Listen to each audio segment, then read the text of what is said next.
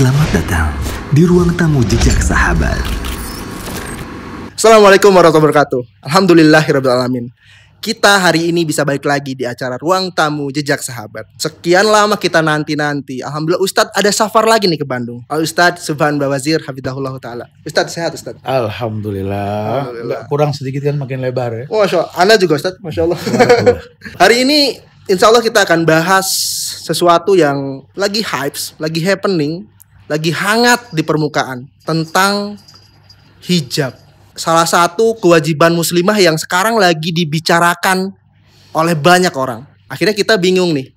Terutama muslimah-muslimah yang aduh harus gimana nih. Pengaruh budaya barat yang akhirnya masuk ke dalam otak kita. Kalangan anak muda yang jadi pasar bagi mereka. Mulai menyentuh syariat Islam. Hari ini insya Allah kita bahas detail bersama Ustadz Subhan Bawazir Hafidahullah Ta'ala. Ustadz, ini hijab Ustadz. Sebenarnya hal yang sudah umum ya. Harusnya udah umum. Iya, mungkin yang mesti dilurusin gini bro. Hijab dengan kerudung itu dua hal yang berbeda. Hijab itu keumuman kain yang menutup dari bagian pala hingga ke bawah. Kalaupun kerudung, kain yang menutup bagian dada. Gitu ya. Makanya kalau bicara kerudung, surat An-Nur ayat 31 Allah mengatakan waliyadribna bihumurihinna ala juyubihinna. Ya, makanya kalau istri kita pakai kerudung panjang nutup dada atau nutup bawah itu bukan hijab. Itu kerudung. Adapun ayat hijab itu kan surat Al-Ahzab ayat 59 kalau nggak salah ya.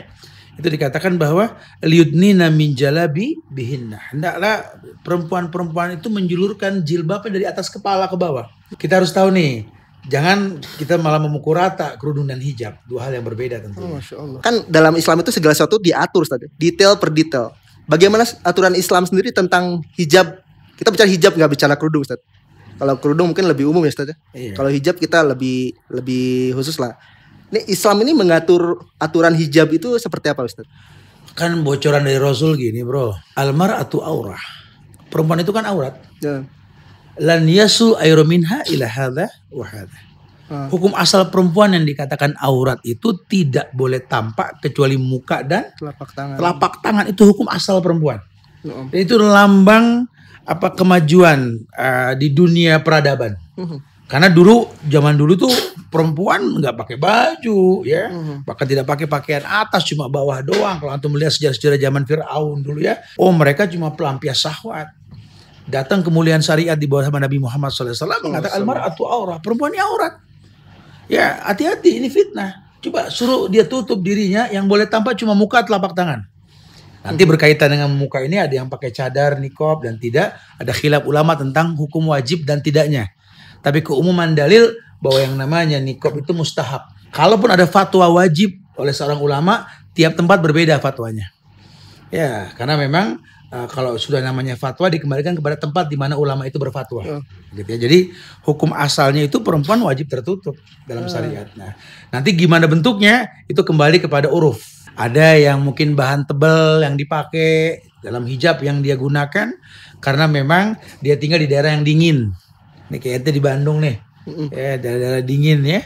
Terkesan hijab itu agak tebal karena sekalian melindungi diri. Karena tahu fungsi pakaian itu kan melindungi badan. Hukum asalnya. Atau di beberapa daerah itu ada pakaian lapis yang berlapis sehingga kalau tertiup angin masuk agak adem lah ya. Karena kan biar bagaimana baju itu kan harus bikin nyaman. Tapi ingat, kalau buat perempuan itu pakaian perempuan itu harus menolak pandangan bukan memancing pandangan. Sehingga ente lihat bro, lebih cenderung perempuan disyariatkan untuk menggunakan pakaian yang serba gelap. Nggak wajib hitam. Walaupun pakaian hitam siapa takut, gitu ya. Tapi nggak wajib hitam. Yang penting menolak pandangan, bukan memancing pandangan. Nah, makanya ornamen di bagian-bagian hijab itu juga syubhat yang ada sekarang. Mengatasnamakan fashion. Akhirnya fashionnya seperti itu. Wallahu a'lam bishawab. Taib, masya Allah. Kalau ibu-ibu pengajian Ustaz kadang-kadang putih semua Ustaz. Itu diperbolehkan dalam Islam Ustaz? Wallahi ada hadis Rasul dalam kitab Riyadhus Shalihin tentang Nabi itu memakruhkan pakaian putih karena pakaian putih buat perempuan itu pakaian laki-laki hakikatnya. Laki-laki sunnah pakaian putih. Maka dalam sebuah riwayat dijelaskan tentang Jibril yang datang ke majelis Rasul menggunakan pakaian putih itu kan. Sunnah. Sebagian mengatakan sunnah menuntut ilmu dengan pakaian putih. Wallahu alam. Allah suka dengan pakaian putih. Tapi kan secara ilmiah pakaian putih itu kan memancing pandangan. Makanya perempuan dimakruhkan menggunakan pakaian putih gitu ya. Allahu a'lam. Sebenarnya Islam tuh nggak kaku-kaku amat sih untuk urusan pakaian. Agak yang makan behel kaku. Ya. Yang penting mah nutup aurat, aman, nggak menyamping pandangan. Bro, itu hijab. Sebenarnya lambang cinta dalam Islam loh. Masya Allah. Islam tuh pengen perempuan tuh mahal, terlindungi. Orang mau salaman sama Ratu Elizabeth saja nggak bisa sembarangan. Kenapa? Dia bukan perempuan sembarangan. Di Islam lebih daripada Ratu Elizabeth. Nggak sembarangan toel-toel, enak aja. Mau ngelihat juga pakai izin apa ya? Nazor. Pengen lihat terus nikah, enak aja lu celamitan lihat dulu kan begitu bahasanya. Ada pakem, ada aturan main dalam syariat.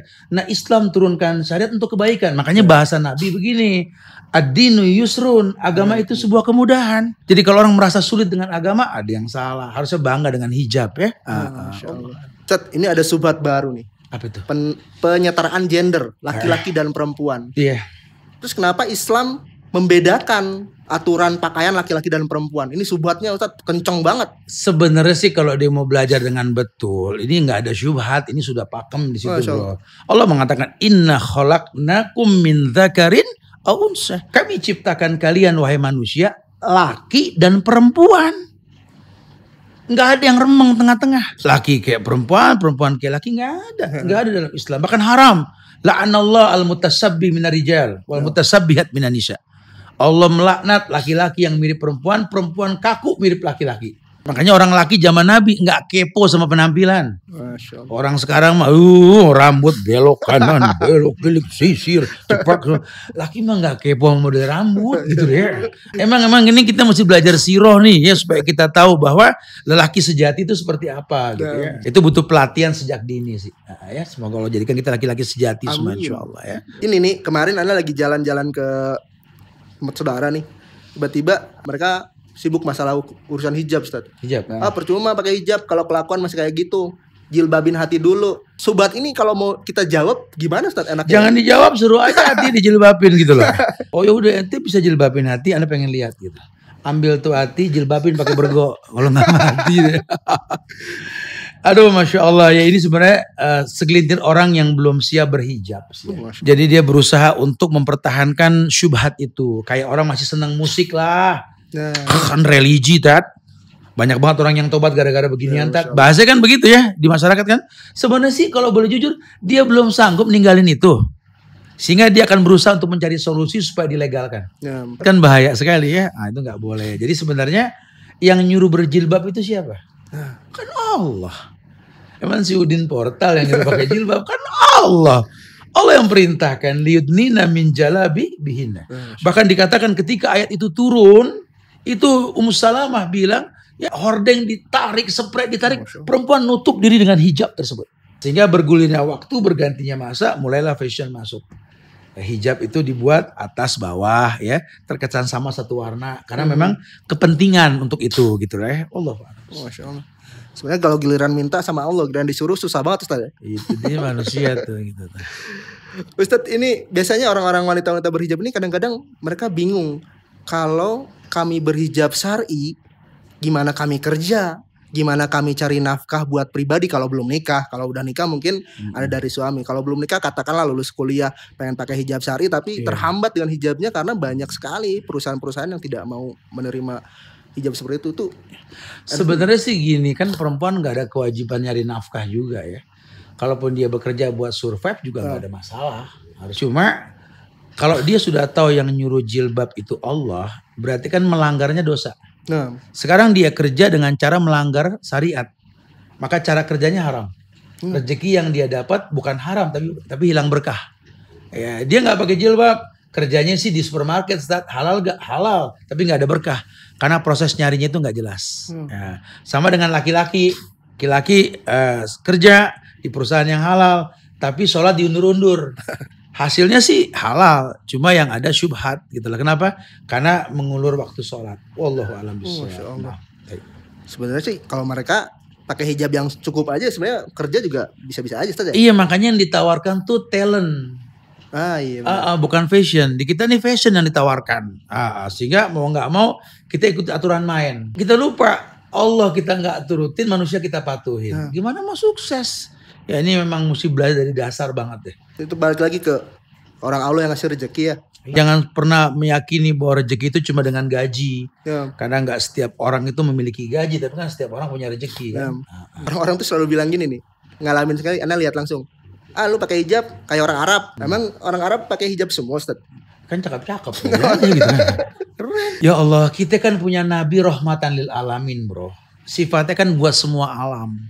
Kenapa sih kalau ada syariat dikaitkan sama orang Arab? Nah, Bukankah yang menentang Nabi juga orang Arab? betul. Kayak ente menentang banget sih kayak orang Arab. Gituin gitu loh sama dia gitu ya. Nggak berani. Takut dilarang haji. Betul ya?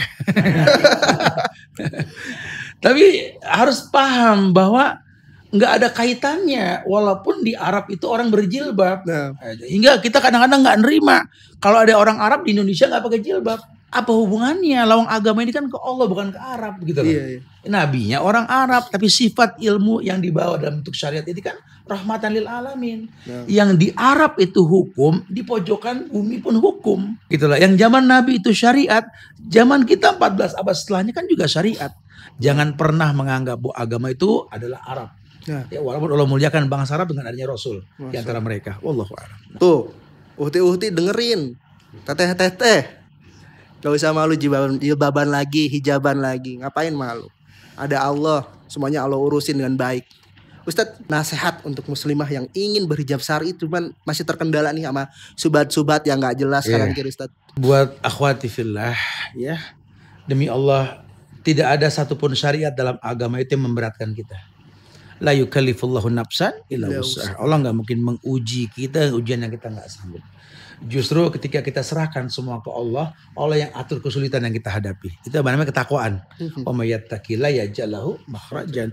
Orang yang bertakwa Allah berikan solusi ketika dia punya masalah. Nah, ketika Anda berhijab punya masalah, tapi kalau berhijabnya karena Allah, Allah kasih solusi nanti. Terus saya jadi nggak kerja, terus dilamar sama orang tajir. Mana tahu kita kan.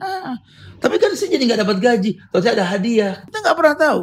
Intinya ketika kita mengiyakan syariat, Allah akan muliakan kita insya Allah. Karena nggak ada satupun syariat mendatangkan keburukan. Ya, muliakan diri kita dengan syariat yang ada insya Allah. Ya, barakallahu fiik. Jalani dulu, baru tunggu hadiahnya, Ustaz ya. Iya dong. Jangan tunggu hadiah dulu baru dijalani, masya Allah. Ihwati fillah, masya Allah. Hijab itu yang sudah memang diwajibkan oleh Allah pada muslimah harus dilaksanakan. Gak ada alasan ini itu. Bahkan sudah dimudahkan semuanya. Asalkan tetap dalam koridor syariat. Insya Allah tidak ada masalah. Terima kasih sudah belajar bersama kami. Assalamualaikum warahmatullahi wabarakatuh. Waalaikumsalam warahmatullahi wabarakatuh.